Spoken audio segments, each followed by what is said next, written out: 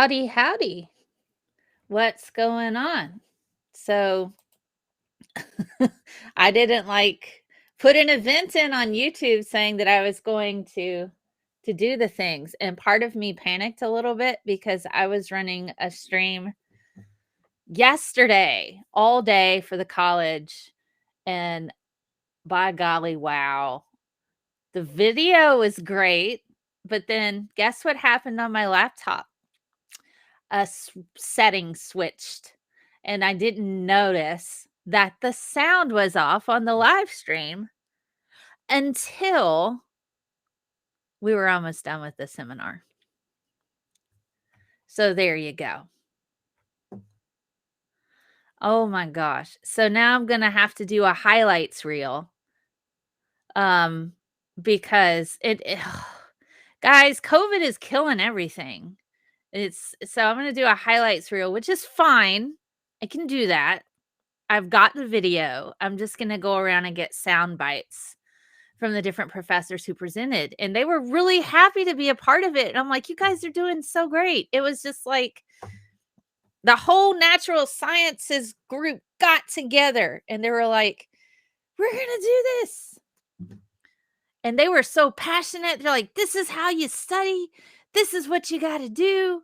And I'm like, there's so much heart in this room. And I'm just sitting here loving all of it.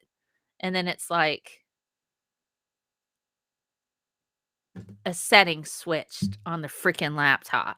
And I'm like, please let Restream have gotten all of it. I don't have the sound because it was all being recorded through Restream. But on my Mac laptop, apparently, even though Restream was showing that there was sound there, it was not producing on the other side. So Restream didn't even record the sound because the laptop had it switched to another sound. It just was like, we're going to use this sound, but there was no other option for sound. So I went to put my head through the wall. I got home. I'm like, I am not dealing with anything. I'm not dealing with anything. And so the other person who was there who helped me organize it, I'm like, I mean, I whipped out, I had my tripods, I had my super mic, I had everything. I look like I was balling, like super professional. I'm like, I'm so proud of myself. I'm pulling this off. And then, it's like not a good turnout with the students, but the students who came really, really liked it. And they were all in. They were like, this is great information because nobody teaches you how to study science. And so I'm like, I got this. It's all right. They can watch it later. No, they can't because of the sound. So I've got all the video. So I'm going to do a highlights reel. And we're just going to call it like our Cliff Notes version of the seminar. Because a lot of the professors have the same input, which was cool. Study schedules. You have to have a study schedule, every single one. Study schedules. And people don't believe us when we say that. Study schedules. Nobody recorded it. Nobody recorded it. I was that person. But it's okay. I'm going to go back around and I'm going to write down the highlights that I want people to re-record so I can get better sound. And then I'm going to upload the video with some of what they had to say. And then in words, I'm going to make it look pretty. I'm going to make it look fantastic. It's going to look great. Post is going to be wonderful. So it'll be okay. And then the professor's like, we need to do this some more. So let me say hi to everyone. Sandy in the Sinister Porpoise is here. What's going on? I know I didn't schedule a stream, so everybody's like, is she coming today? I wasn't really going to initially because I was really tired from yesterday, but it's okay. Sinister Porpoise says, so after watching a confused video comparing DNA to a programming language, which works as an analogy, can someone tell me the analogy doesn't work from a chemist's perspective? For me, the analogy works to a degree, but The thing is, it's a bit more complicated than that. Um, because when you're building a protein, you have computer programming. You have computer programming where you have to put in a specific code for it to do a specific thing. Um, that isn't always the case with DNA because DNA, there are different genes that regulate multiple different things. So one line of code in the biology world, like for the chemist world in DNA, can do about 6 or 7 different functions, um, because it depends on the protein that you build, the type of enzyme. One enzyme can do lots of different things, right? One receptor can handle multiple functions, right? So you can't just say it's one line of code that does one thing. And my understanding is, it's not quite the same. Um, so when you're looking at a protein that's made from a genetic sequence, it's a series of amino acids. And these amino acids come together and the protein that they form. Here's the thing. The shape of the protein is dictated by the amino acid sequence because whatever the natural conformation of the protein is, its lowest energy state, when it finally relaxes, you can force a protein to do different things. Um, you can force it to twist and bend, but when its lowest energy state, it's going to have its hydrogen bonds that form between it. So it's going to go from, it's not just like one long line of amino acids.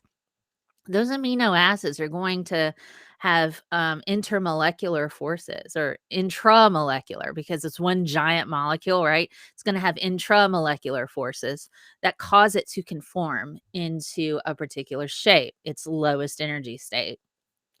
I mean, because that tends to be how molecules work. Whatever the lowest energy state is, that's going to be its shape.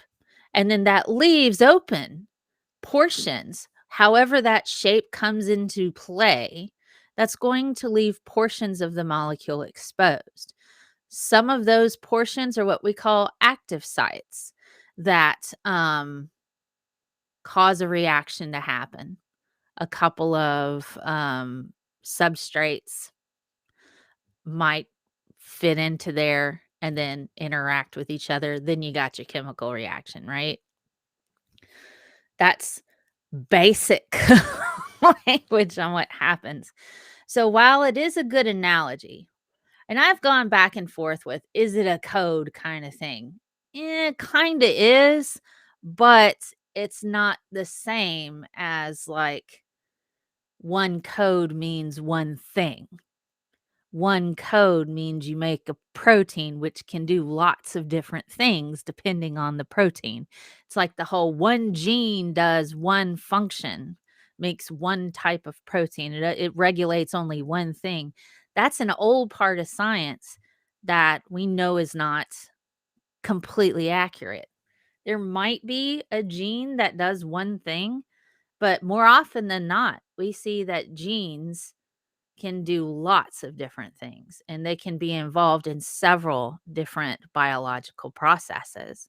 Um, so that's where it gets a bit hairy, I guess. Windows screwed it up, Linux fixes everything.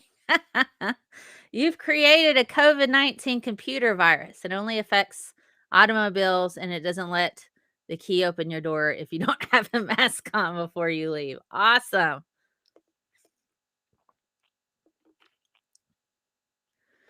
And by the way, guys, reuse your Starbucks cups if you can. I mean, that's really good, like grade plastic. You can clean it out and make your iced coffee at home. This is my homemade iced coffee. So I try to reduce and reuse. I'll reuse this cup a few times before I recycle it. Um, Sinister Porpoise says, Cengage is teaching me how not to design pre-calc web resources that are ostensibly based on the book. Hey, Jericho D. What's up? How are you doing? Um,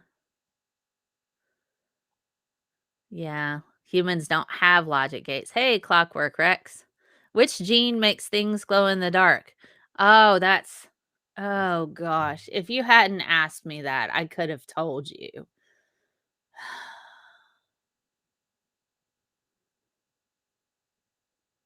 They use it. You can make glow in the dark pigs and monkeys with it. It's great. When you shine a black light over them, it's awesome. What GFP gene? I think it's GFP. GFP. Yes, fluorescent protein. Duh. Gene, green fluorescent protein. That's what GFP stands for. Shame on me on not remembering that right away. Oh my gosh. GFP. Hey, Heat Shield. What's going on? I cook ramen noodles in McDonald's cups. That works, man. I was like, what is that? I know it's right here. GFP gene. Duh. I'm just going to say duh on that. See, guys, even a chemistry professor has days where they're like, what the heck is going on? So I got a new cam set up for Neen. She's right next. Baby Yoda's, well, Grogu. We just all call that Baby Yoda, don't we? Baby Yoda is now teaching Neen the Force.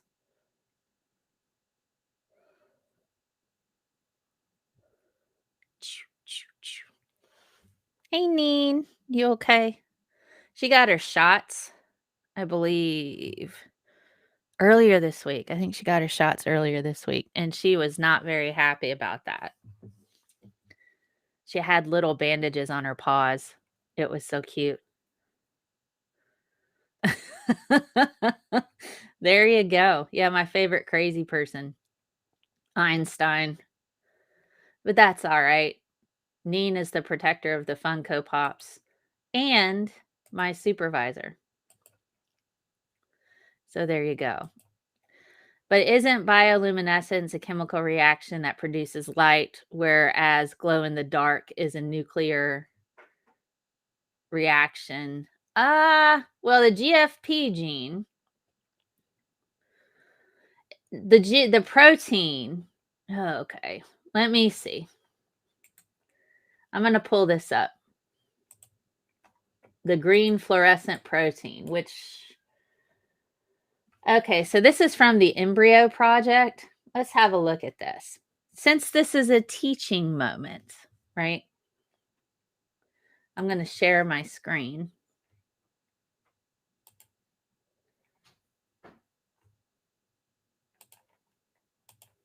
Okay. This is a teaching moment. So here we've got the green fluorescent protein. Let me blow this up because you guys probably can't see this so great. All righty. And this is from the Embryo Project Encyclopedia. Yes. This is pretty cool. The thing that I like about this, scientists often use the GFP gene in recombinant DNA, particularly if they want to track a protein that moves within, the body. So they can make glow in the dark pigs, glow in the dark monkeys, and the way that they track that gene is through that black light. So this one, it's a jellyfish protein. I don't do Latin so great, guys. Aquaria Victoria. Maybe that's it. Aquaria Victoria. So essentially, it's the green fluorescence when exposed to light. This protein has 238 amino acids. So that means the gene for it codes for 238 amino acids. And 3 of them, number 65 to 67, 65, 66, and 67 in that amino acid sequence form a structure that emits visible green fluorescent light. So that's pretty cool. Often you see this GFP gene to study cells in embryos and fetuses during developmental processes. Um,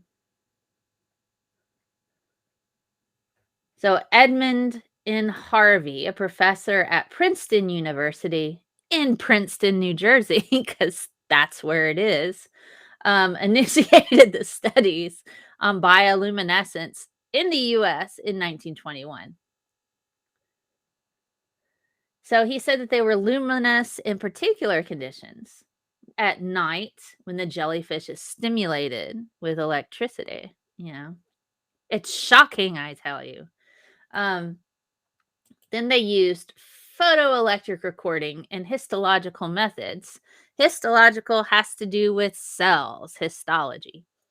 To confirm Harvey's descriptions, and they identified the green fluorescent materials in the marginal canal of the umbrella of the jellyfish. Um,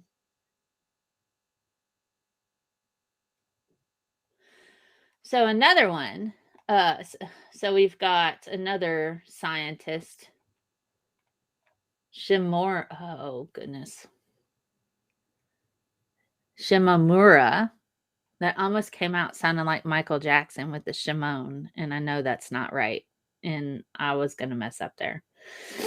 All right, so they wanted to purify the substance, and they called it aquarin. I guess because it's aqua colored, maybe. Um, so you can purify a protein, and you can crystallize it, and then you can use, essentially X-ray crystallography to determine the shape of it. And if you have the shape, and if you have the genetic sequence or the amino acid sequence, then you can figure out what its extinction coefficient is for Beer's law in order to determine the concentration in a sample. There, that's going out. Oh boy, this goes through the history of all of that. So since GFP does not interfere with biological processes when used in vivo, biologists use it to study how organisms develop. They applied GFP in the study of the neuron development of C. elegans. So that would be what, one of those worms?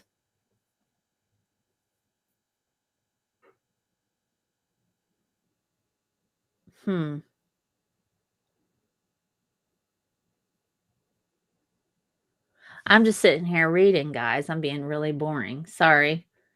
All right. So what we got here in a 2002 paper, Chalfie and his colleagues described how they first labeled a specific gene involved in tactile perception in neuron cells with GFP, and then observed the amount of fluorescence emitted by those cells. Okay. So keep in mind fluorescence and that sort of thing. Bioluminescence, fluorescence, essentially. Things can absorb light at specific wavelengths and release it later. So the glow in the dark stuff, particularly with this GFP, with the fluorescent protein, it absorbs a specific wavelength of light. And since it absorbs that wavelength of light, it'll slowly release it. It's not like an instantaneous release. Oftentimes what we see, if it's not phosphorescence or fluorescence, whenever electrons relax, that light is emitted right away. But when we're dealing with fluorescence, it's like a slow release. So it steadily releases over time. So that makes fluorescent proteins pretty freaking awesome because they can steadily release that light. They absorb it and then they release it slowly over time so you can track it a bit better. So we learned something a bit today. Sorry. Wrong button.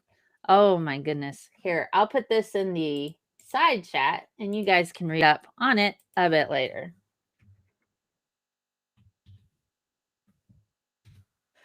Radiation. Now, if we're dealing with radiation,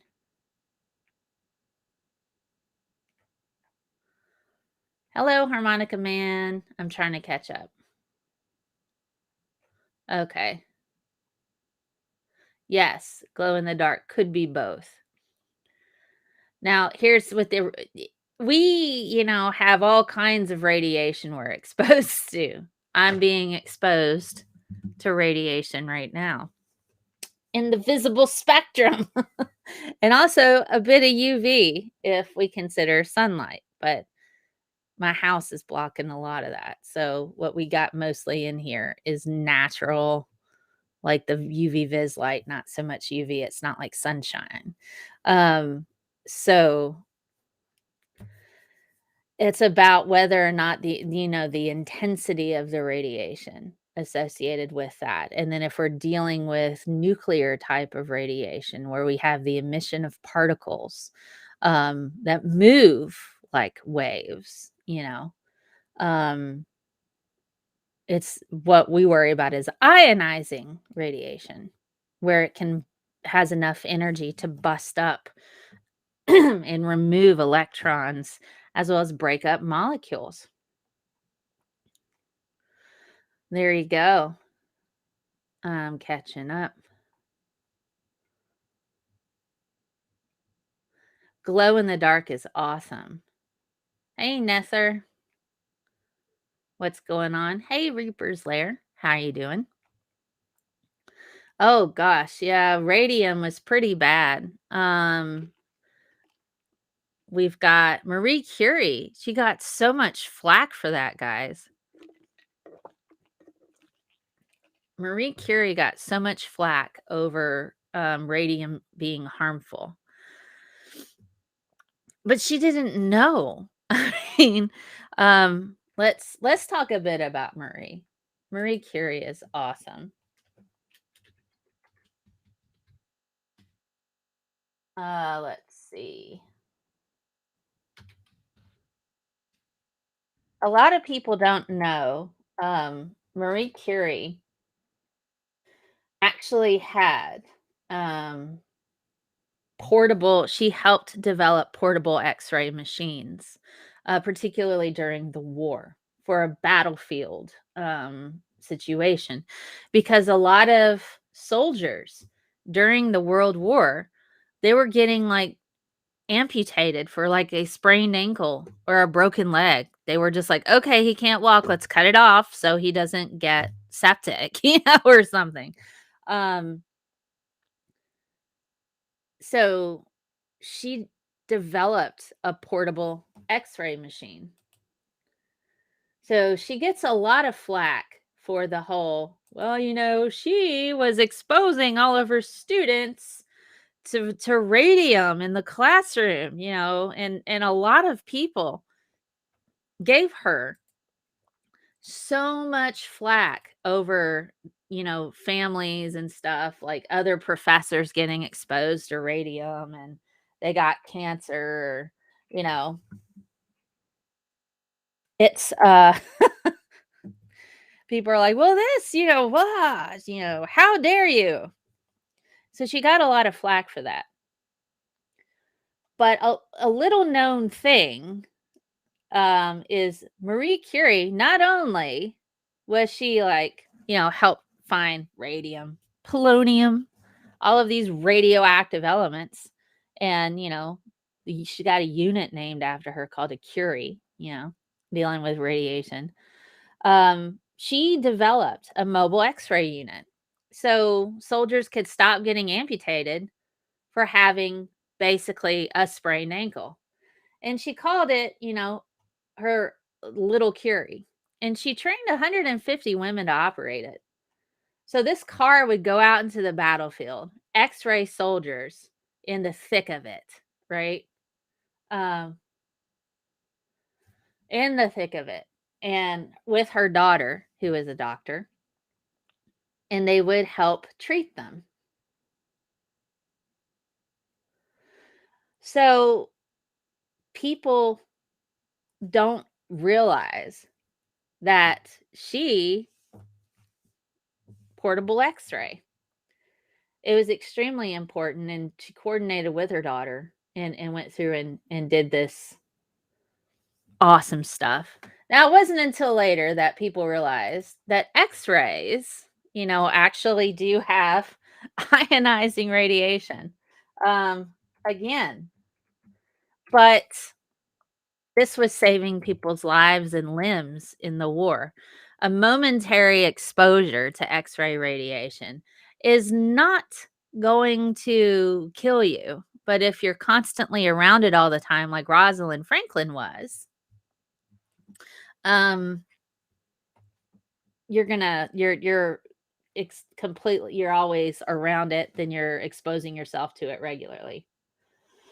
Um, so this is a pretty cool story. If you've not checked out Marie Curie and her awesomeness when it comes to X-ray machines, um, she may get flack a bit for radiation and all that, but still, she did a lot more than just that. But it's pretty awesome. Yeah, our mistakes can kill us, but it wasn't a mistake to find radium and polonium.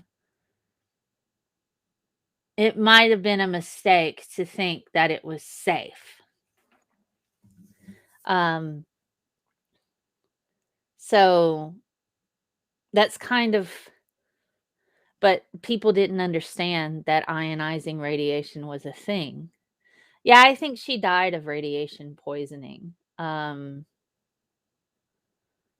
think her husband started to exhibit signs of radiation poisoning, like, before, I think he was hit by a carriage, actually. Um, so yeah, it's just one of those weird things, one of those weird things that happen. Oh, but nobody, goes through that. It was breakthrough tech at the time. And it was saving lives and limbs of soldiers, who were out in the field about to get their legs cut off because they had a sprained ankle. Yeah, they didn't know how dangerous it was. But then and so then people are like now going, well, what about this vaccine? Can exposure to X-rays damage the thyroid? Well, I imagine if it's extensive over a period of time, maybe, but I know there's different types of radiation that are used on like thyroid cancer and stuff like that. Um, but it's kind of in this day and age when we're dealing with people who think everything that comes out of science is not safe. That's where we get into a problem. Yeah, that would be awesome if we could go back heat shield and tell people who made breakthrough discoveries how much they helped. I mean, it is helpful. The whole early to mid 1900s, like I'll say early 1900s, that shaped atomic theory, and it happened rapidly, really, really fast. They just got better with that model, and so there was almost a race to see who could sort it out first. It was happening back to back so quickly. After Dalton, oh gosh, Dalton was late 1700s, early 1800s. Once 100 years later, then we get all these other scientists that want to dive into atomic theory, what makes up the atom, and then they all just sort it out in a matter of like 50 years or a bit less. So it's like, but the problem we run into, particularly now with people, is they think that everything that comes out of science isn't safe. And they apply that to medicine. Sometimes things fail our checks and balances, but that's rare. That's rare when it gets out to the general public. This messenger RNA vaccine, we've been studying this for 20 years. So this isn't a brand new thing. It's just this is the first time we've used it in a vaccine. And since it's the first time we've used this in a vaccine, everybody is freaking out. Like, well, what if this? What if that? How do we know it's safe? We know it's safe because we figured out early on in developing medical technology that we need a system of checks and balances. And when they meet those requirements and they can show that something is safe, there you go. We've had They started 2020. July 2020 is when they started the human trials. June or July of 2020 is when they started the human trials with the vaccine. Um, and then it was like, "What?" I actually was going to sign up for one, but they called me and I didn't get a chance to get it back because I was slammed with my job. But they were having human trials starting in June, July 2020. So we've had this for well over a year. And when any type of reaction you're going to have to something, particularly this type of molecule, it's going to happen within the first couple weeks. First, even, if even that is probably the first few days, because messenger RNA has a very, very short shelf life. It falls apart in the matter of 2 to 3 days. Um, in your cells, it just falls apart because of the molecular structure of RNA. It's ribonucleic acid. It's not deoxyribonucleic acid. In ribonucleic acid, messenger RNA is a single strand of genetic code. And the fact is, it has an extra oxygen group on it that DNA doesn't have. And so that makes it susceptible to being taken apart by different enzymes in your cells and in your body. Um, so it can't do anything to you past, a couple of days. And the only thing that it can do is tell a ribosome how to put a protein together. That's it. That's all it does. A virus tells your ribosomes how to put all of its proteins together so it can make more copies of itself. But people don't understand that. And I've tried so hard to explain it to people. And it's like, they just don't want to listen. They don't want to listen. And it becomes a problem. Iodine, oh guys, don't gargle betadine. Don't do it. Ah,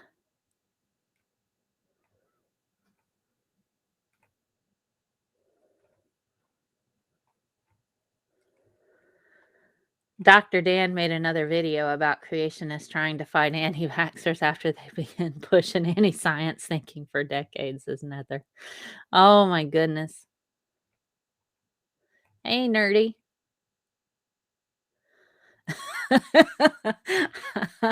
Nerdy says, I'm not having anyone tell my ribosomes how to make more proteins. Man. Oh my goodness. Hey. Oh, guys, I have a dictator cam. I have like a Loki dictator cam. You ready? Watch this. Kneel before Mel. What you think? Is that awesome? Y'all like, kneel. So I have a dictator cam now.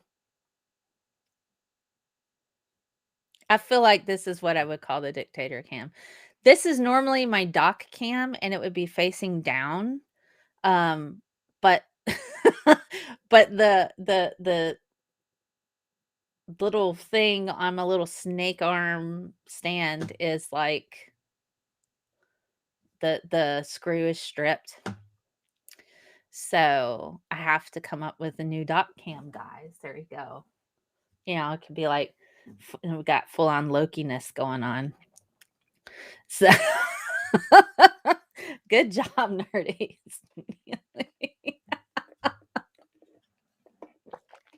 Oh my goodness. Let me just tell you, bottom up angles like this are not like entirely flattering, are they? Not flattering. Yeah. You can see right up my nose too. Oh, Lord help me. Okay, let's look at Nina for a minute. Nina's just still hanging. You all right, Neen? Yeah, I messed up, didn't I? I wasn't supposed to look in the dictator cam. I should do a dictator cam with Neen. You want over here with me? Let's do a dictator cam together. You ready? Me and Neen. Dictator cam. Here we are. Neen, the leader and new ruler of the new world.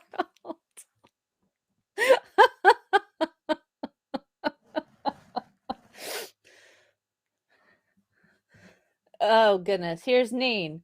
Neo! She's a big monster dog. Oh, you're too sweet, harmonica man. So here we go. Yes, we're not supposed to look.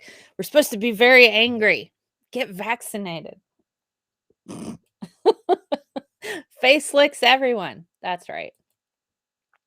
She is cute, little Neen. Oh, I have caught up on all of the what if episodes. Here we go. You went down, Neen. Have you had it with everyone? Okay. Okay. I have seen the I think I'm caught up on all the what ifs right now. I think I'm caught up with all of them. Oh my goodness. Okay, I'm just saying. Yep. Oh my goodness. Yeah, it was pretty cool. They had a great zombies episode, and then there was also the gosh, if T'Challa was Star Lord, that was great. The Doctor Strange episode. Wow, that was just like that went dark pretty quickly. So weird. But I do like the What If series. Okay. I was going to talk about something. So there was yeah, the Doctor Strange one was pretty dark. I'm trying to find okay, Dr. Helen Weberly. That's who I was going to talk about today. Do y'all know about Dr. Helen Weberly?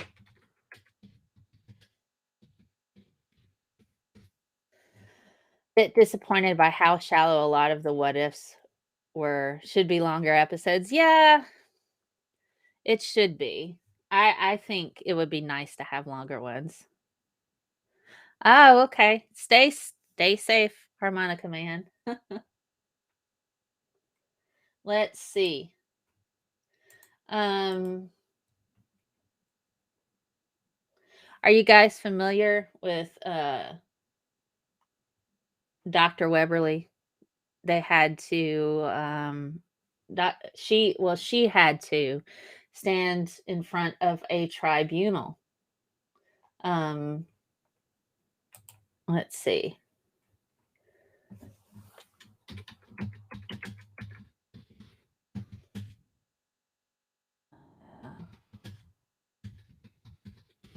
Let me pull up her stuff.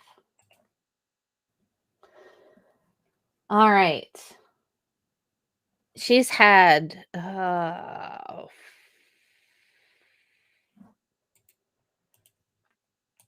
to stand in front of a tribunal. Let me share. I'm going to move this over here to where it's does easier for me to read and easier for you guys to read. Um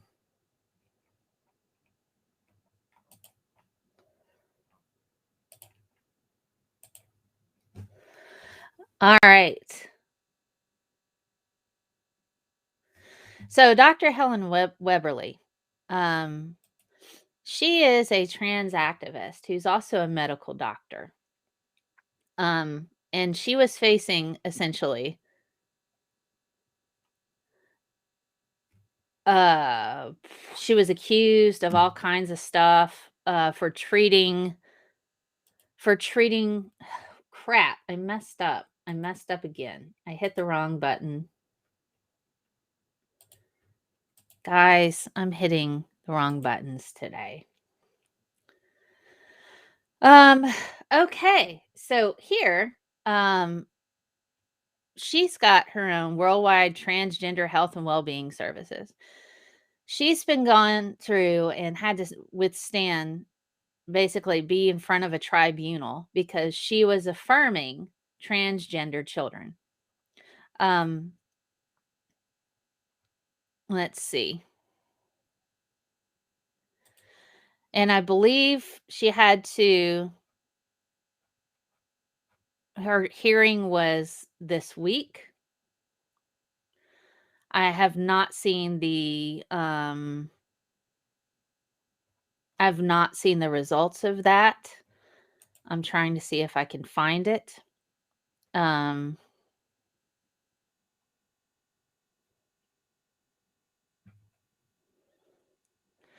all right. So it looks like she finished her particular tribunal tribunal gosh, hearing. But this is essentially what was going on.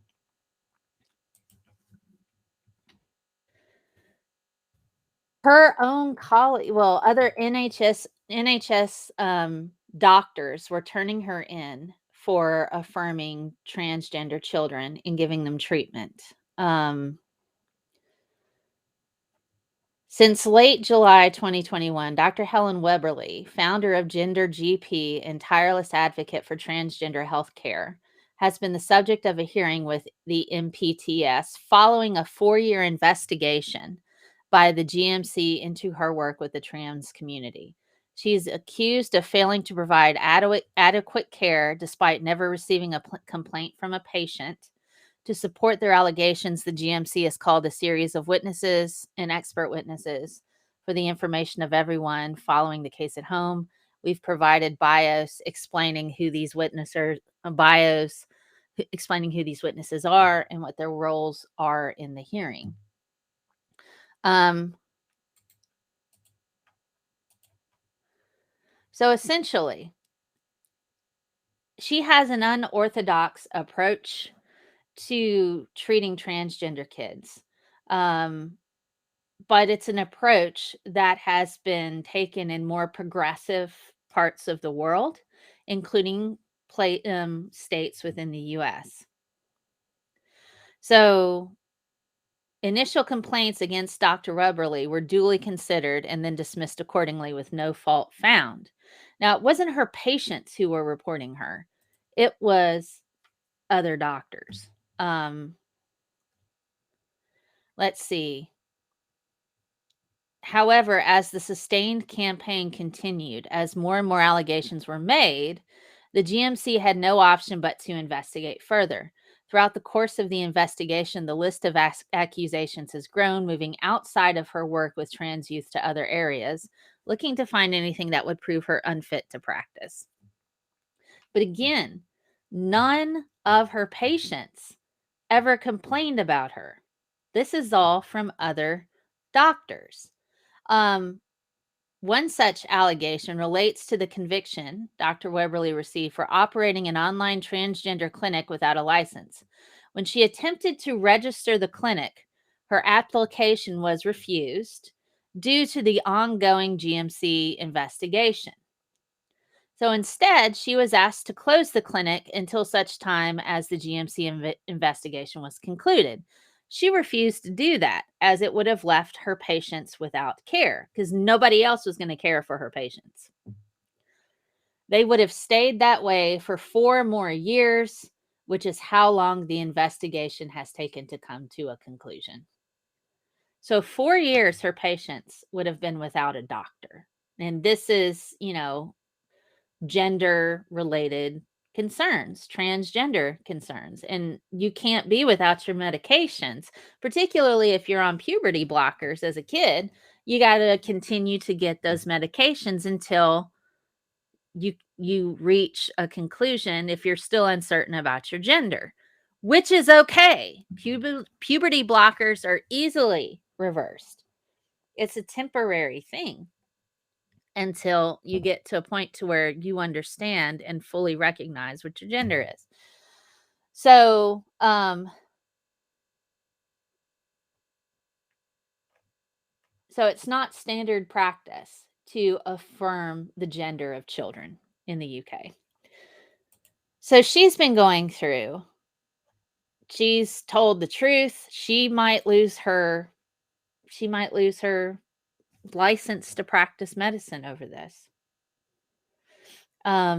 It's pretty upsetting because we desperately need doctors who can treat trans kids.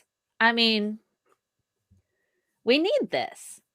We need doctors who can treat trans people, trans adults. There needs to be, a section of medicine that where doctors will actually treat trans people. And that's something that's severely lacking.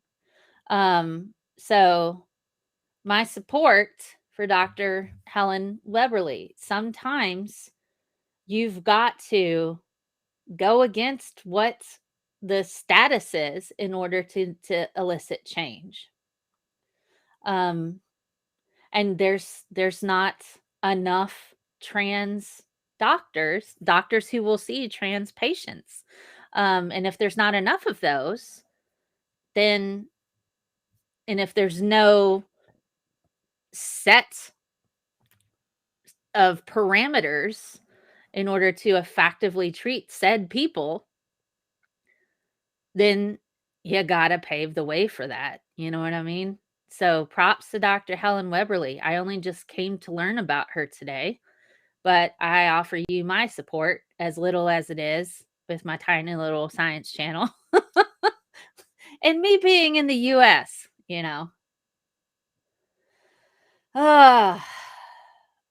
Yes, we do have we have shown the best known treatment for trans people who, want to be the gender that they feel they are. And it's a big problem when you have conservatives, yes, who don't accept people for who they are. And we have substantial evidence to show gender is not the same as your chromosomes.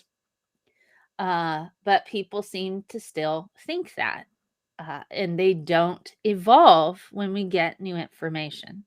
They stay stuck in that mindset to where, well, science was once this. Science has been terribly racist in the past.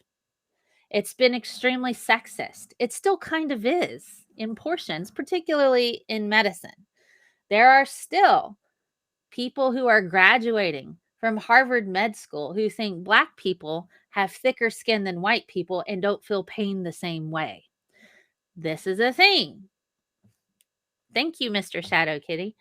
This is a thing. So we still have it. We have a horrible history of racism and sexism within medicine. So this isn't entirely surprising, that some have said in the chat here about people fighting a doctor when is a woman, She would have been burned at the stake 100 years ago, maybe 2, But, she's a woman. She's advocating for children who are trans. Oh, they can't know what they want. Well, why are you pushing cis hetero stuff on them all the time with Ken and Barbie? You know what I mean? Well, it's just like, well, we can't let them think they might be gay. Who cares? I mean, if I have to see one more freaking girl aisle of toys, I just really want to trash. I want to trash it. I won't, because that's not nice. But it makes me nuts what we push, particularly on little girls, that we're supposed to be pretty. We're supposed to, if we go to college, it's really to find a dude, find you a doctor. So, thank you, Clockwork Rex. I love you guys too.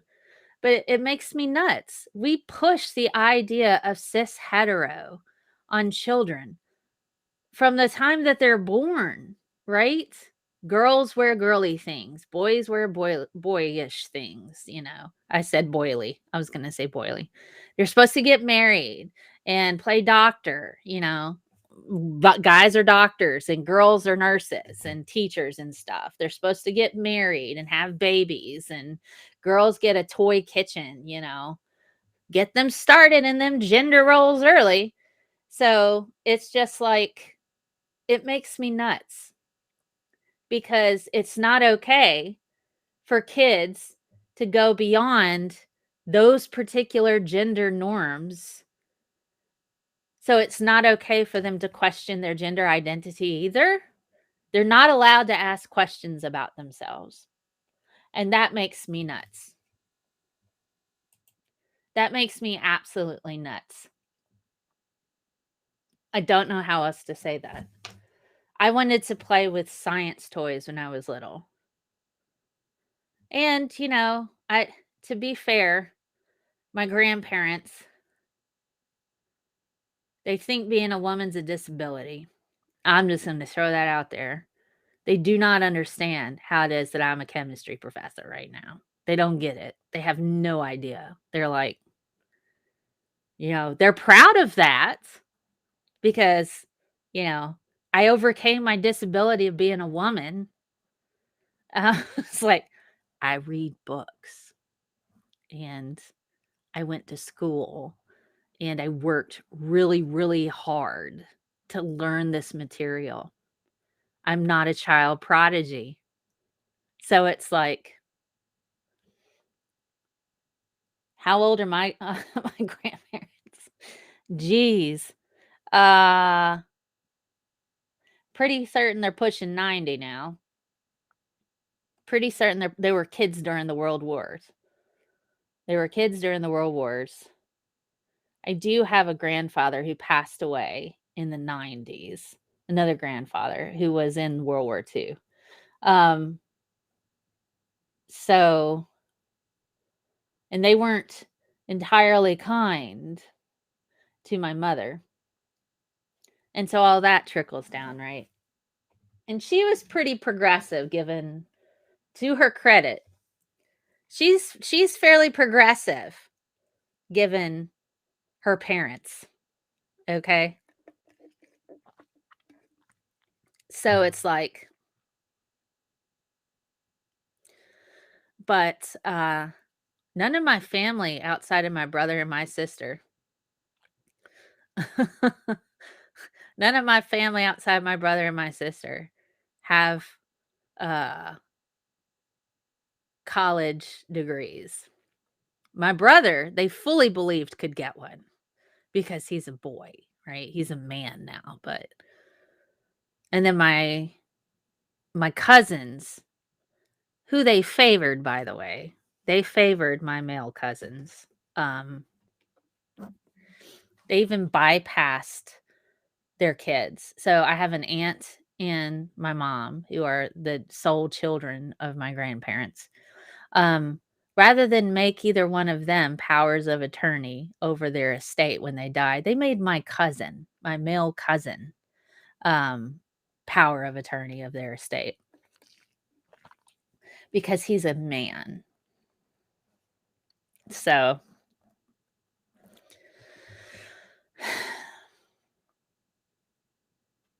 not educated. I think he runs a Home Depot, which is fine. I'm not knocking that. We need people to handle retail. I used to work in retail, tough job.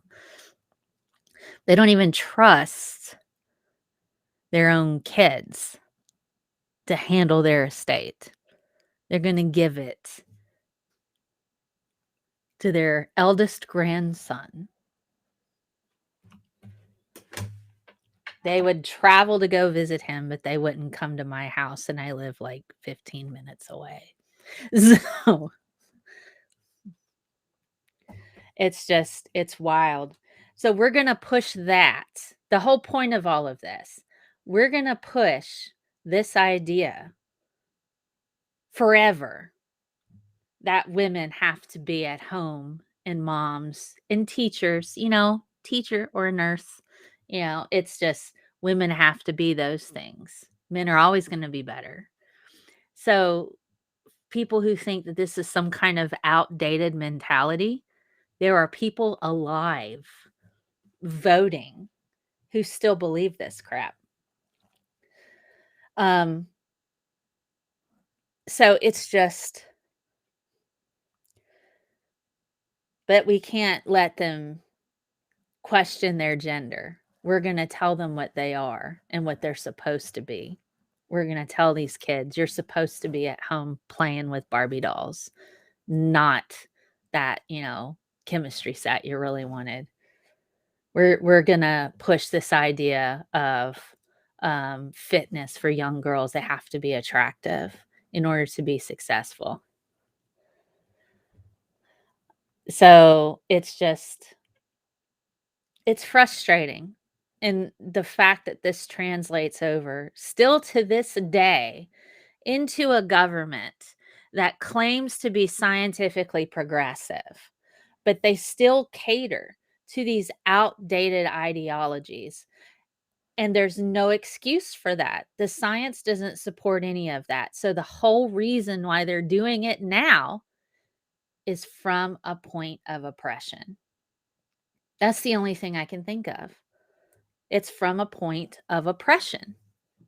It's easier to force gender norms. It's easier to force gender norms onto kids and force them to conform to what we think they should be, rather than allowing them a space to grow in what could be perceived as a normal childhood. Questioning yourself, we like, oh, it's okay to ask questions about sex when you're little. Ask your parents. Well, what if your parents are gay?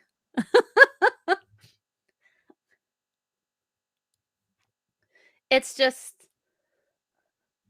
why, I can't get past this, and it makes me nuts. It makes me nuts because the only reason to continue to push that type of ideologies onto kids is for the sole purpose of oppressing them later. We got to keep them under control.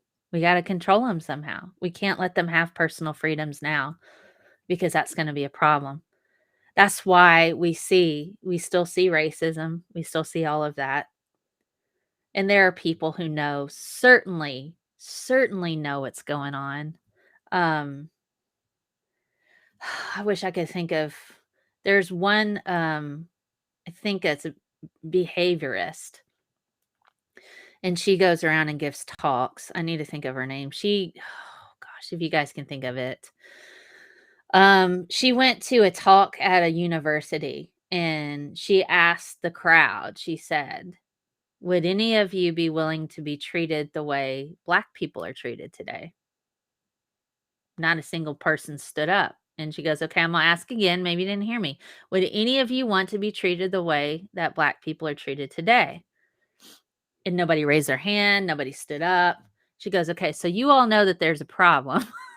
You all know that there's a problem. And you know it's all there.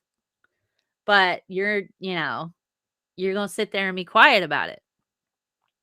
Everybody knows there's a problem. There's not a single person on this planet, if they say that racism isn't real, or they don't see color, or they don't do all of that other stuff, that's just a bunch of racist tropes. So it's really frustrating because everybody knows that there are problems. They all know this stuff exists, and they're not doing anything about it because it has nothing to do with the existence of it being bad in their minds. They benefit from it, and it's a lot easier to keep people oppressed and to make them say, oh, it's not real, by gaslighting them. It's not real. That happened way back in those days with Martin Luther King Jr. No. My grandparents are still very alive. Let me tell you, they're pretty racist. So, and I'm not ashamed to say that. I'm not ashamed to say that. And if my family want to come at me with that, they already know how I feel. I don't have time for this. I don't have time for the stuff like that. I just don't. And the fact that I had to sit across from my grandfather who said, "Well, Trump went to Wharton and he was a good student." I'm like, "Would you like letters from his professors who say that he was a terrible student and that his parents donated a substantial amount of money?" And I'm like, "Trump has a degree, I have 4. So you're going to sit here and tell me why not believe the more educated person instead of that one?" And he had no response to that. He just shut his mouth. I'm like, "You're gonna talk about education? He has 1, I have 4, and his Wharton degree is pretty much useless because he's a terrible businessman. You're just buying into what he has to say." And my grandpa just stopped talking to me about politics after that, and my mom intervened. So I'm like, I've been dealing with that crap my whole freaking life. Now, I can't imagine what it would be like to have racism thrown into that as well, the color of my skin. In addition to that being a woman is somehow a disability. Hey, Brian Stevens. Yeah, I know. Ah, man. Yeah, I know. I had to change the title and messed up. Ah, it's just, well, I told you guys last week that my grandparents think black people are coming to take their house and they're going to just have to give it over or they go to jail. They buy into all of that. Yeah, how do you go bankrupt running a casino? The house always wins. That's the whole point of a casino, right?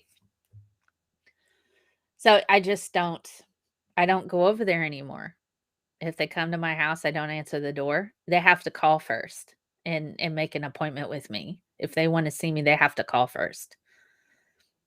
And they never call me. They never call me. My dad was, like, really abusive to my mother, and so anytime my dad would come to town, they'd take him out to dinner and be like, "Yeah, we really hate that y'all got divorced." And I'm like, "What are you doing?" He was horrible to her, and he was, emotionally abusive to his kids and blamed us for him not visiting us. And you're taking him out to dinner pretending he's this wonderful person. So it's like, I don't have time for that. People who seem to think, and I'm just going to throw this out there to any fellow individuals who think you have to continue to be nice to family members because they're family. No, you don't. No, you don't. You really, really don't. Get your chosen family. I have family members that I love very deeply with all of my heart. I buy them groceries if they need groceries. I send their kids stuff if they're struggling. You know, I I will take care of the family I care about and who I know will help me if I'm struggling. But I'm not about to do anything for people who have been incredibly toxic and abusive, not only to me, but to my mother. And, my mom, she's made mistakes, but it's like, we have an understanding and we've reached resolution for our issues, which is great. We both put in the effort for that, but it's, you know, I will help my mom if I can. Hey, student Dr. Ben, I'm on a rant today. I didn't have anything super planned, but I'm just started out with gender norms and then this whole idea about have to be nice to family and no, you don't if they're horrible to you.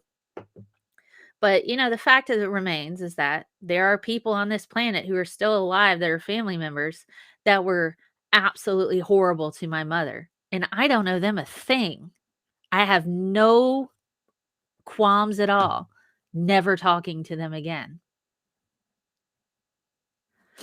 So it's like, I just don't.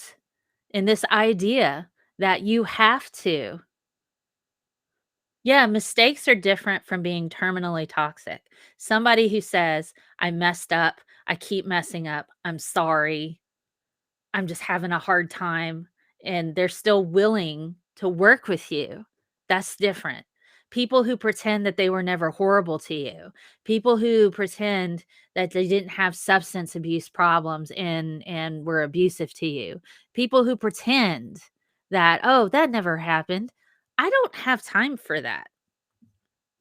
If you are absolutely horrible and consistently horrible to people that I care about and love, I don't have time for you. I don't care if you're my grandparents. I don't care if you're cousins. I don't care if you're a family member or not. If you are a horrible human being, I don't want you around me because number one, I've already got crippling anxiety. I don't need to deal with your crap too. Yes, I go to doctors and stuff to handle that. So I don't, and I have a wonderful chosen family that I can text and I can talk to. And I'll be like, I just need to dump this stuff here. I'm sorry in advance. And they're like, you're all right. You know, and they do the same for me. So, but if you're unwilling to fix your issues and expect me to just let you come over and do anything you want, you don't know me so well. And you haven't bothered to learn anything about me, you know? And that's where I feel the sadness. That's where I feel the sadness. It's not that I don't have that person in my life. It's that they will never get to really know who I am. And I feel bad for them for that because I think I'm a pretty great friend. I think I'm a really good person and I'm very hard on myself. I am very critical of myself, but I will do what I can to help the people in my life. So, I'm like, if you don't know me and you've had the opportunity to be a part of my life in a substantial way, and you were like, yeah, no, F you. Well, I feel really sad for you because I would have given you the moon if I could. Um, I have a family member right now who is a child and is, whew, gonna be okay here, who's currently being treated at St. Jude for bone cancer. Okay, sorry. I'm like, take a moment. Okay, I'm gonna get this together because I really need to get this out. I would give that kid my bone marrow. He's not even he can't be vaccinated because he's too young for a COVID vaccine. Kid's got bone cancer. God. And it's spread. Nobody deserves that. I will do what I can to help that kid, and I can't. But they are in the best hands possible. They're getting the best care possible. So what do? I support that kid's parents as much as I can. I will send them groceries where it's easy to cook food. They can just throw it in. It's just like it's like I will do what I can. They're not they're well off for the most part, but when you have a child that's suffering, it's treatable, but it's so rare. It's like, golly. Um, so I send that kid all kinds of stuff that he likes. Um, I have a little bit of extra income, so I can send him his favorite snacks. He loves Lego. So I sent him a giant freaking and he loves Star Wars. Giant freaking Millennium Falcon for him to put together with his parents because he just loves sitting down and putting Lego together with his parents. So anything that I can do to make things not feel so horrible right now, that's all I know what to do with. So it's like that. You step up where you can, you know? I can't take away that kid's cancer, but I can at least support his parents.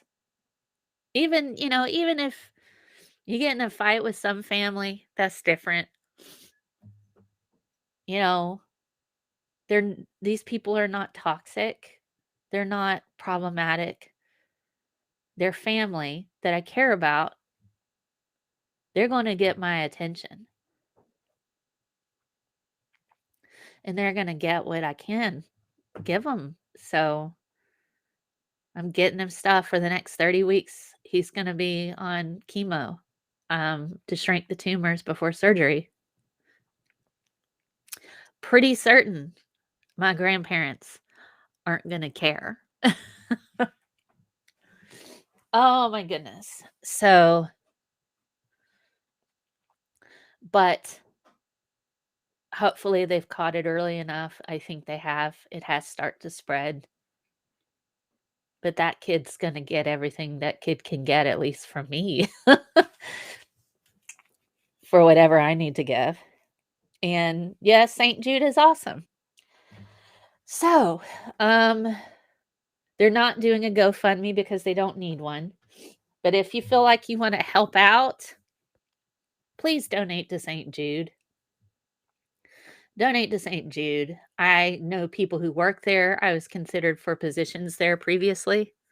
I'm really happy with my job that I have right now. Otherwise, I'd keep applying there. But I know really good people who work there. And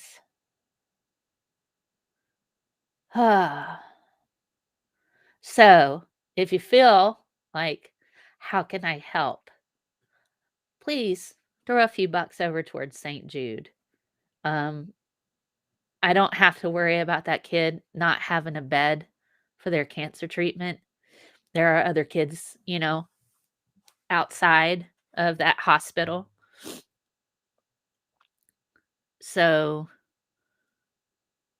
and it's a wonderful experience for them, um, to be able to go there.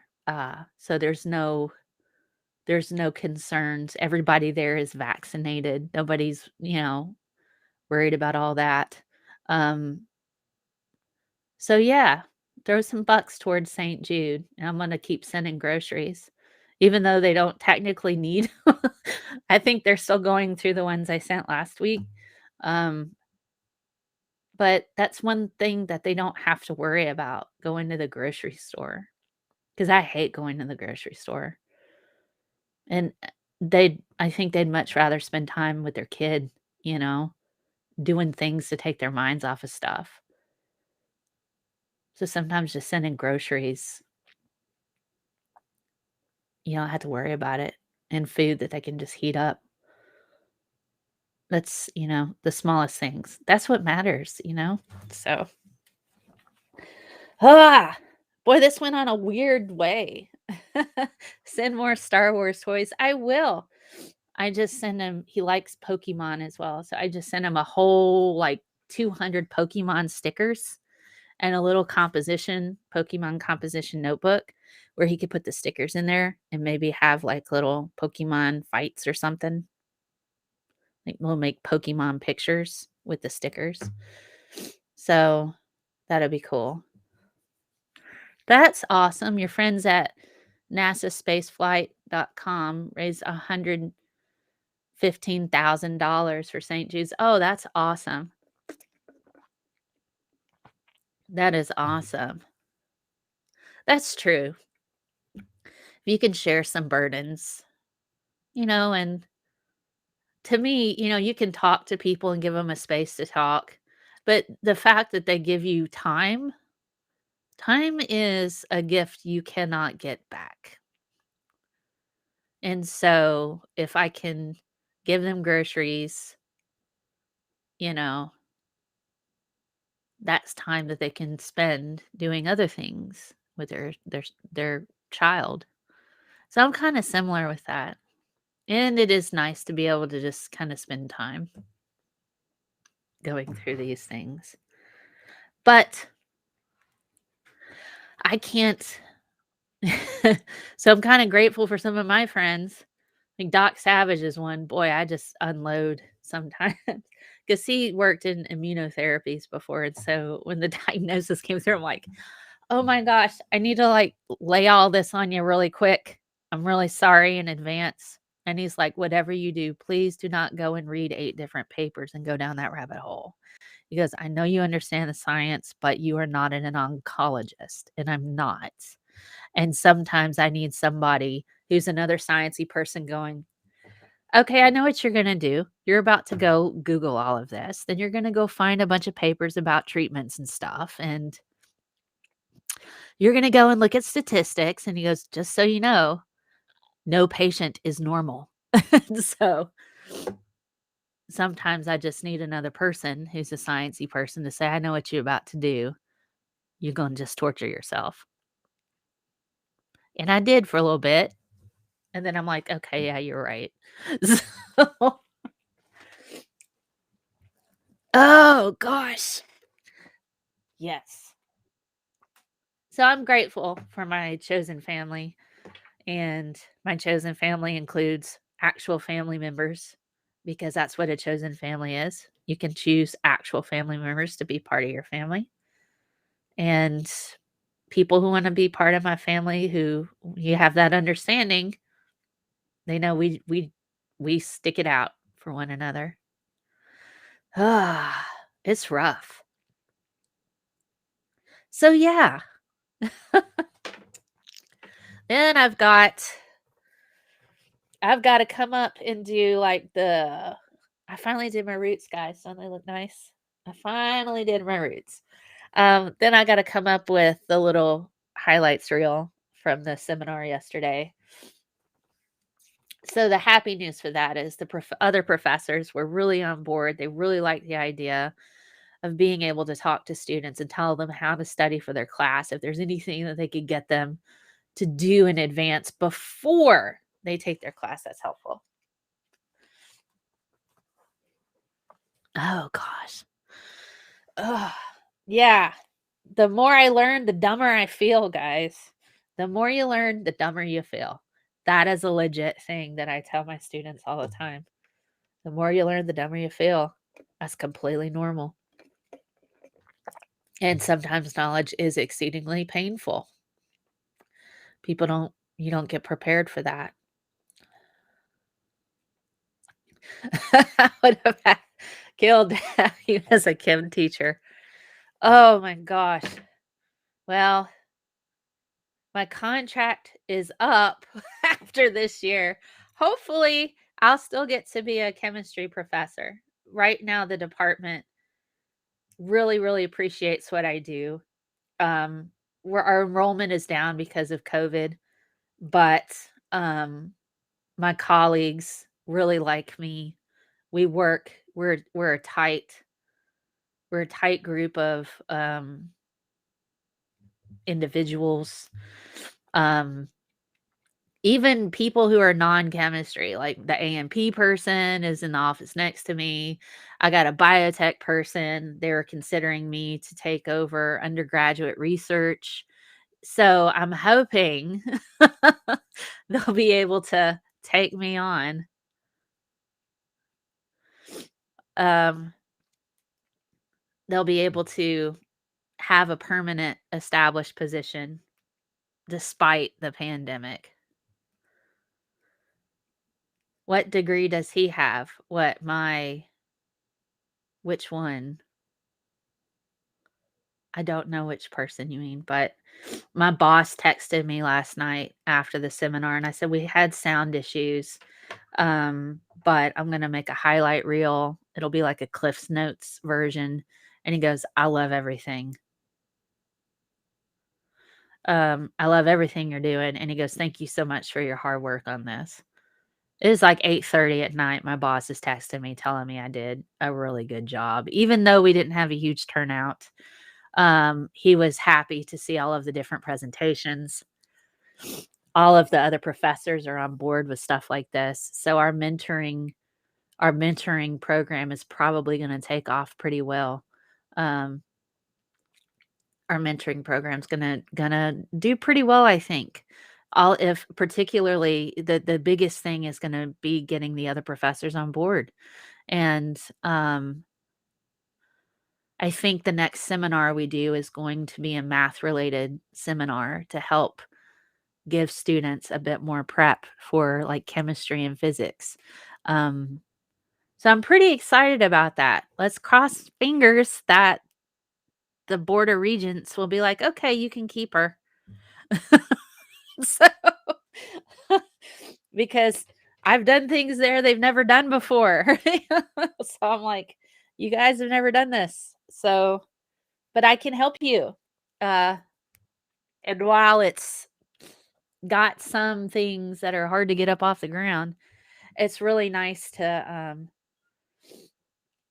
it's really nice to know that people in different departments are appreciative of what we're doing. Um, so so that's pretty cool. That's pretty cool. But we'll see. We'll see what happens. I mean, I did write one of their online courses, and I'm probably going to do another seminar, but I need to make certain that a laptop doesn't switch and do weird stuff. So, oh, you want to know what degree Trump has? Sorry, Heat Shield. It was in real estate. Trump's degree is in real estate from Wharton. I guess I could get a degree in real estate, but instead I chose chemistry, biology, got a master's in teaching, and also a master's in chemistry. Real estate might be pretty easy for me at this point. I don't know. He has a whole degree in real estate. He got it from Wharton, but his parents donated a lot of money to Wharton, and then he magically, like, graduated, not anywhere near close to the top of his class. I have all the degrees. I have all of them. If you've ever noticed behind me, I've got the 2 little things from my master's degrees hanging up on Princess Shuri back there. People are like, "Does she really have, like, degree?" I'm like, "Well, there's my 2 stoles from my master's degrees hanging back there." And the time I ran a 5K for St. Jude, that medal's back there. Um, so yeah, that's kinda neat, huh? I have one of them framed, and I do have my 2 master's degrees, but don't have them framed. I need to probably find them. I'm just like, nowadays it's like, yeah, I could probably put them in a frame and hang them up on the wall, or, you could just look on LinkedIn or something. Yeah, it's just oh, mansplaining science to me is always my favorite thing when people come over to the Twitters and they're like, "Oh, well, yeah, well, I'm like, "Honey, you have brought a knife to a bazooka fight. You are not in your element." So I usually just don't fight people on Twitter. It's always funny when they try, though. I'm like, "Try again, try again, try again. You're almost there." Oh my goodness. Ah,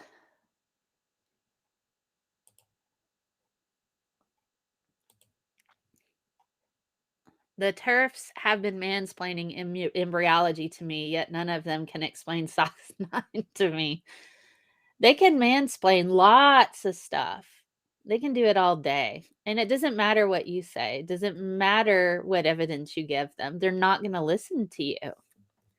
So I just go, if I fight with anybody it's usually on Facebook under like the local news channel when somebody says something about COVID. And then I go in there. By the way, I think it was on Thursday. I think we had 3 mass shootings just in the city next over from me. 3 of them. 3. Um, but hey, you know, of course, one of the first things that they said was, "Guns don't kill people kill people." Like, okay, but the idea is maybe we need to be careful about who the people are that get the guns, you know? We don't need gun regulation. Well, we don't need car regulation either. Why we gotta have a license to drive a car? Why do we make drinking illegal when you drive, you know? Oh, thank you, Heat Shield. I'm glad you're here. So it's like The whole idea, guns don't kill people, people kill people. Yeah, that's the problem, isn't it? People kill people with the guns. So we need to, like, make it harder for them to get it. Well, criminals aren't gonna follow the law. Well, no, they're not. And, you have a bunch of morons who stock up all of these guns and then they don't store them away properly. Then the criminals break into their houses and take the guns. Well, we should just have more guns then. It's like, what are you doing? Right? That's like saying we need more virus to kill virus. People, ah, it makes me nuts. People will be stupid. Yeah, no matter what you say to them. Yep, stupid people will be stupid. Some former criminals do. Oh my goodness. It's weird. Oh, nebulizing peroxide. I know. People are not, if they're not gargling iodine, then they're going to like breathe in peroxide, which is a heavy oxidizing agent, which means it can break up molecules in your lungs. And you know what you're made of in your lungs? Molecules. It's just, oh my goodness. It's, I need more hand grenades. Let me just go. Let me get a battle tank. Guys, did you see that on Mad Max? They are like Fury Road, Furiosa. They're selling off that big, huge tank that's got like the guitar flamethrower guy. I need that. I think if I go to the grocery store in that, everybody will leave me alone. Oh my goodness. Yes, they are doing that seriously. Let's look that up. And then, we've been on for an hour and a half. Let's see. Um, nebulizing hydrogen peroxide.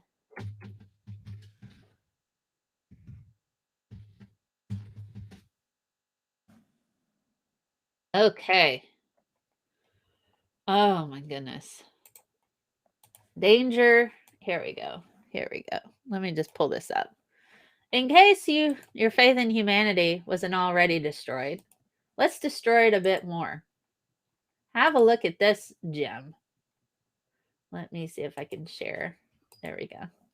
All right, so check this out. This is from the Asthma and Allergy Foundation of America. Oh my goodness. It is dangerous to put hydrogen peroxide into your nebulizer and breathe it in. People are doing that. And I found a study. I think I know where this came from. I found a study that I posted. I'm not responsible for that, guys. I posted a study, but it was completely taken out of context about hydrogen peroxide with people. Let me see if I can find it really quickly. I think it's under tweets and replies. Let me see if I can find it really quickly. I'll pull it up.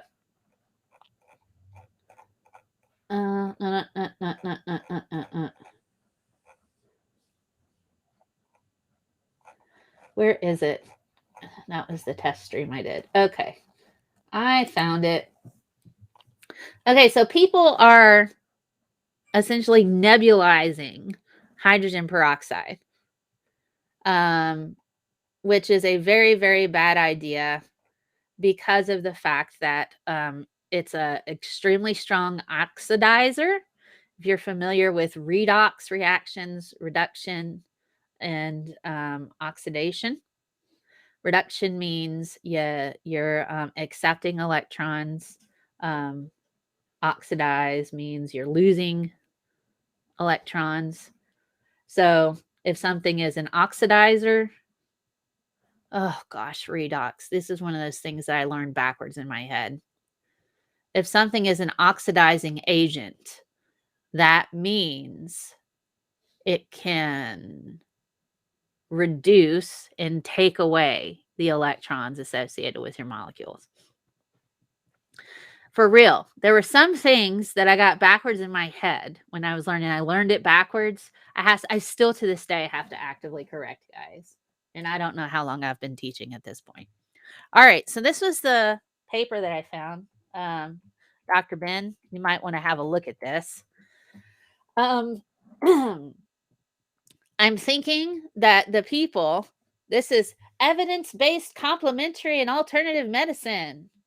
So anytime you find an article that's in a peer-reviewed journal, look at where it is. I think this is where they originally got this sort of thing. So I'm going to put this in the side chat and you can pull this up. So you can use this in your debunking if you want. So Mexico City metropolitan area. So they were basically going through, and this is alternative medicine, by the way. So I think that there may have been some anti-vaxxer crap that they're getting from this, or basically gargling all this stuff. Oh gosh. So knowledge of the antiseptic effects of hydrogen peroxide dates back to the late 19th century. Globally, many physicians have reported using hydrogen peroxide successfully in different modalities against COVID-19. Well, it's great if you rinse your mouth out with it, but you don't want to be breathing that in. So they did a case series. Here's what's interesting. I looked at, oh gosh, I'm trying to find, here's the patient and caregiver instructions. By mouth, 0.06% diluted in bottle or tap water is tolerated. They did nebulize 0.2% every 4 to 8 hours, diluted in bottled or tap water. Didn't even use DI. They didn't even use DI, guys. And then diluted in clean tap water. So they didn't use distilled. They didn't use deionized. They didn't use any of that. Just bottled or tap water in Mexico. Don't nebulize tap water. No. Oh my goodness. I mean, getting boiling water in the steam and breathing it in to kind of clear out your sinuses. Yeah, I've done that before. But my goodness, this though, yes, you can get the pneumonia from this. This was in Mexico. So yeah, so I put the link to this, Dr. Ben, in the chat if you want to have a look at this and use it for your debunk and say maybe this is where they got it, because this was 2021. This was published recently. Where is the date? Yeah, it just says 2021. I don't have the actual date. Okay, published the 3rd of July 2021. So that tracks. There we go. Oh my gosh. And look at the other fun thing about this paper. It talks about the instructions, which you don't do. Let me see if we can find. I found it interesting. They went through and the patients that they had were anywhere from babies to elderly. Here.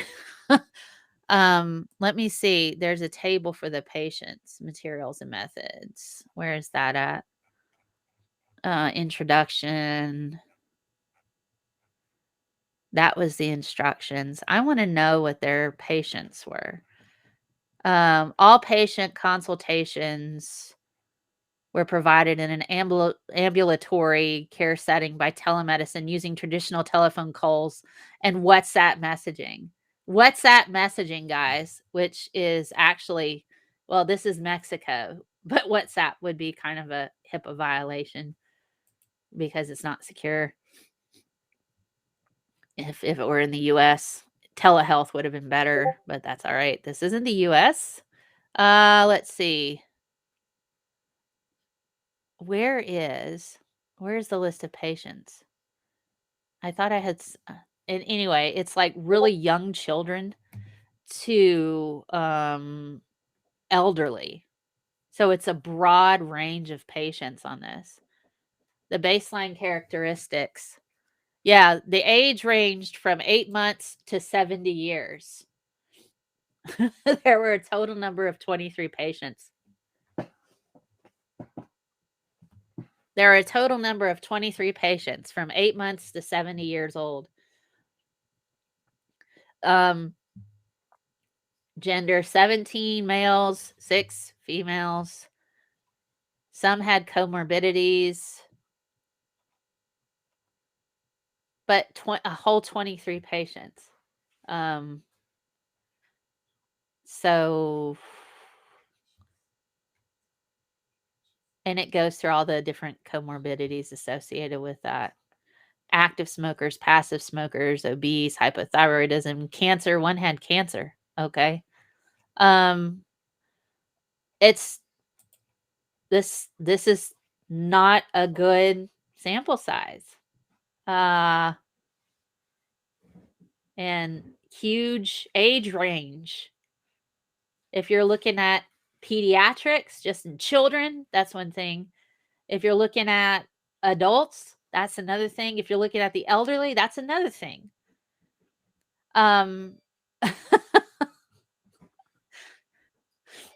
Let's look.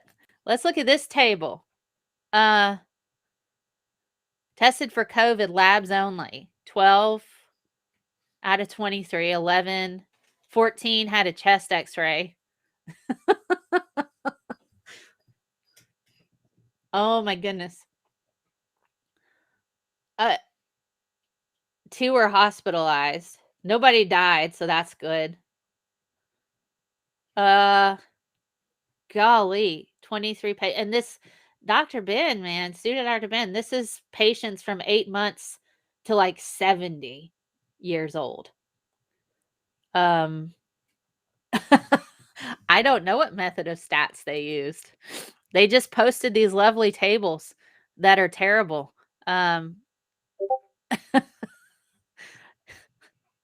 H2O2 and conventional pharmacological treatments used by patients. So 22, almost all of them used oral hydrogen peroxide. 17 of them nebulized.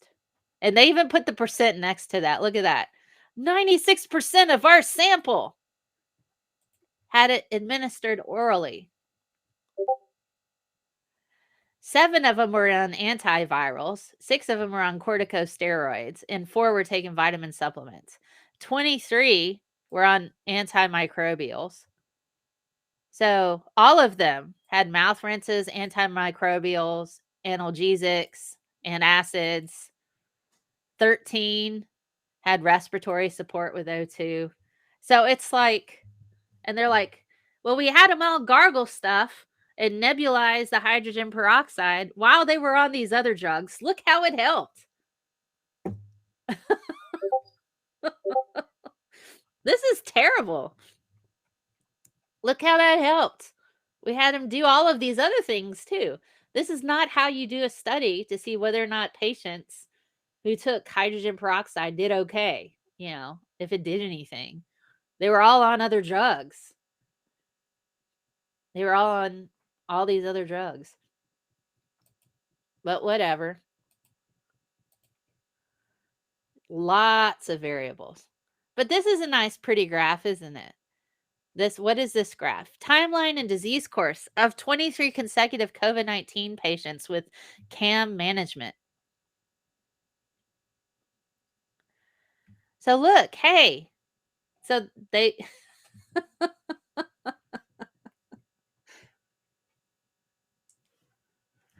So it's just like, what in the world? A summary of adverse effects from the use of hydrogen peroxide. Let's see. Oral. They had momentary shortness of breath and nausea. There was a related security problem. What is the security problem here? What I want to know what the security problem? What is the security problem? Oh my goodness. Chest tightness was mild and with an inhalation of the thing. It's just like what my oh my goodness. Nausea and reflux. So basically the patients that they gave oral hydrogen peroxide to, they were giving them acid reflux medication as well to try to deal with that. Um oh my gosh. Headaches, eye irritation. My goodness.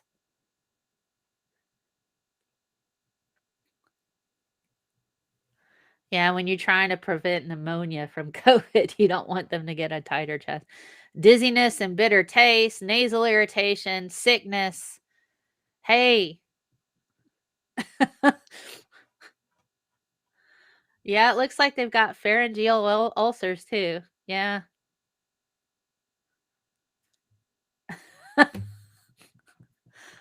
This is great. Good job, guys.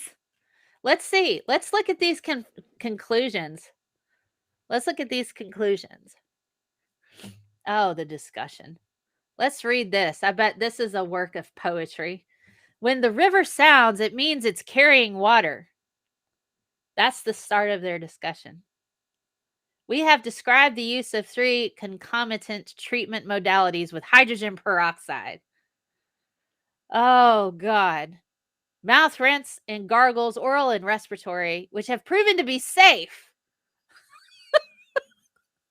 and well tolerated among a group of 23 consecutive COVID-19 patients, all with other kinds of medications given.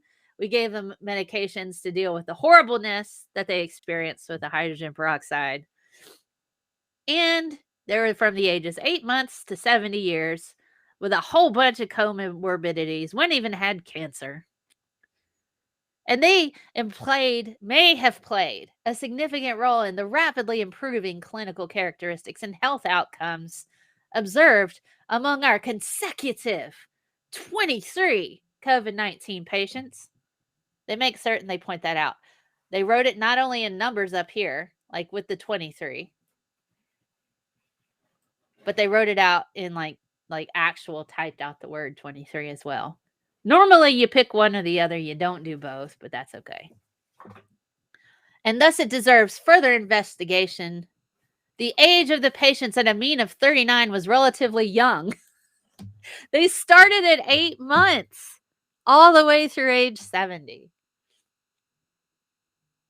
It's just like, this is like if a bunch of 9-year-olds that didn't understand science got together and tried to a thing. And they had like a parent type it for them. That's like the best. Oh my gosh. Yoon et al. Have shown that SARS-CoV-2 viral load is consistently high in the saliva. Well, yes, because that's one of the ways that it's transmitted. And it's higher than the oropharynx during the early stage of COVID-19. And it might be secreted from the salivary glands, you think, maybe? Since, it's easily spread from the respiratory system. Yes, science fairs do have better exhibits. Oh my gosh. 7, look at this. 7 out of the 23 patients were responsible for their own care. Fantastic. Neen, are you back over here? What are you doing? Come on. My dog is back over here. Come on. I don't. Sorry about that. Are you acting crazy again? You are acting crazy again. You run away, then you come back. Okay. So 7 out of the 23 patients were responsible for their own care. Of the other 16 patients, a total of 28 caregivers or people close in contact with the COVID patients living in the same household self administered prophylactic hydrogen peroxide, mouth rinse, and gargle recommendations. So they had just the caregivers. Because we gave the patient's caregivers a 35% solution of hydrogen peroxide to dilute themselves, there was a risk of severe harms by accidental spillage or inhalation of the concentrated solution or by accidental misdilution. Oh my gosh. Since we gave this to them, it was a pretty strong concentration. So they might have accidentally did it wrong, which could cause problems.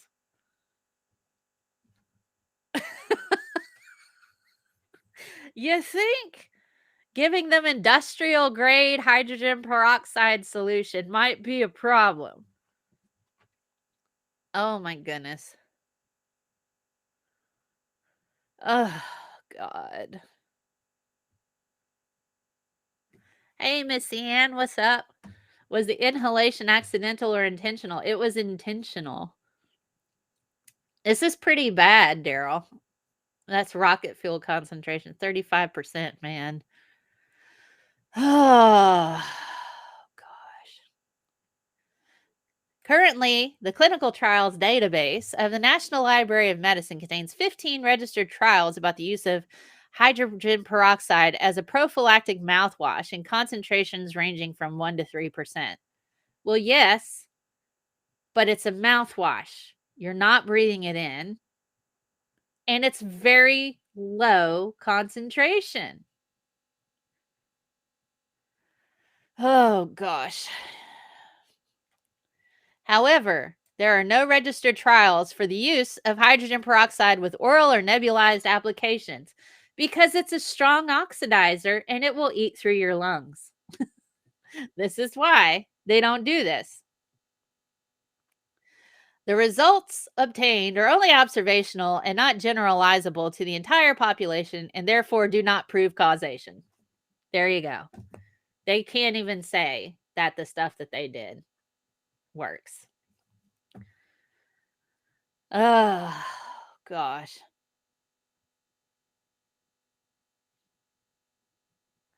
The concentrations of hydrogen peroxide we use for mouth rinses, for enteral administration, and for nebulized application are safe, as no serious side effects were reported in either of the three modalities of administration.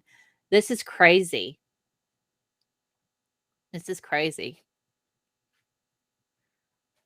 We strongly encourage the rapid development of randomized controlled trials to study the benefits of oral, enteral, mouth, and nasal rinse in vaporized applications of hydrogen peroxide against SARS-CoV-2 in singular use or therapeutic combinations. This is terrible. Nobody should do this. No, they're not going to have that. Data availability. Data are not available for patient privacy and confidentiality motives. Really? Okay. We can't have the data for that, but they can give us all these. It's just like, what in the world? So this has had 86,789 views, and there have been 2,378 downloads, but no citations at all because it's trash.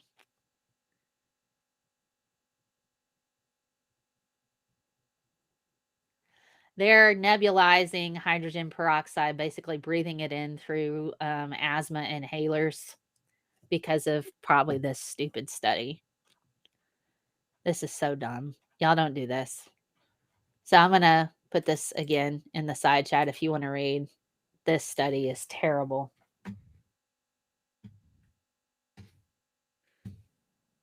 Yeah. So the Asthma and Allergy Foundation, among others, are saying do not do that. It's crazy. It's crazy. They do have a death wish, I think. I just found like a big old knot in my hair. It's like right here. And I thought I brushed out all my knots yesterday. You know what else kills a virus? A gun. You just shoot the host. That'll kill it. That'll absolutely kill a virus if you shoot the host. It's dead. Guns also kill cancer. Just because it can kill something doesn't mean it's good for living systems. People are not that bright. Hey, Titan, what's going on? All right, let's have another look at Neen, and then we're going to read some Mr. Rogers and call it a day. Here's our Neen Cam. She's just chilling. She's so little. Grogu's looking out for her. It's like, what's up? Oh, baby Yoda. Oh, sorry. Did not mean to scare you. There we go. Grogu's going to teach you the Force. Right here is the Enterprise. I'm sorry. Is that in your face? Blow drying your nostrils. Oh, my goodness. All right. You guys want to see my dictator cam one more time? My dictator cam. Ah. I need to fix this. I'll fix this though, because this needs to be my doc cam for when I teach at home. But instead, it's my dictator cam right now. It's funny. It's so nuts. It's nutty. All right, I'm gonna move my dictator cam. All right, let's find a Mr. Rogers quote that make us feel better, because boy, it's just been a rough day. It's been a rough day.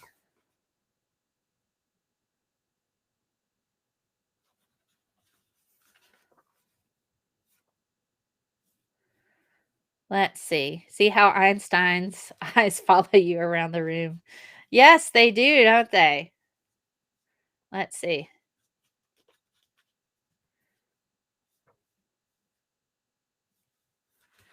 All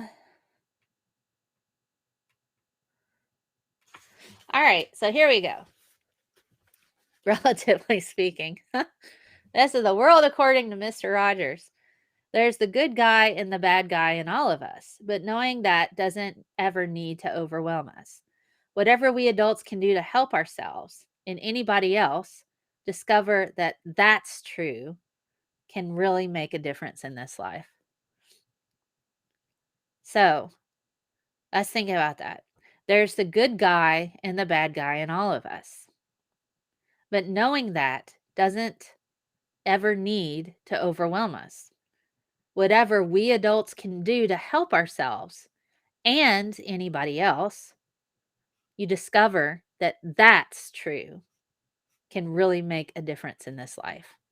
So helping other people, even though we've all done things we're not proud of, we got a good guy and a bad guy in all of us. We can do things that we're not proud of. Mr. Rogers would not be proud of me some days. But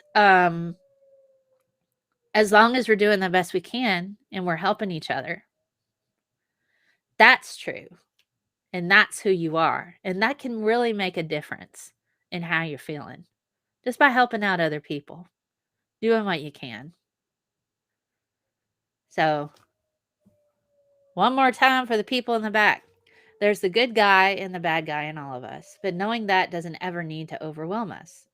Whatever we adults can do to help ourselves, masking, vaccinating, yes, and anybody else by masking and getting your vaccine, discover that that's true can really make a difference in this life. Sometimes by helping yourself, you help others. And something that I've had to learn is you cannot give from an empty cup. So self-care is really important. And when that cup is full,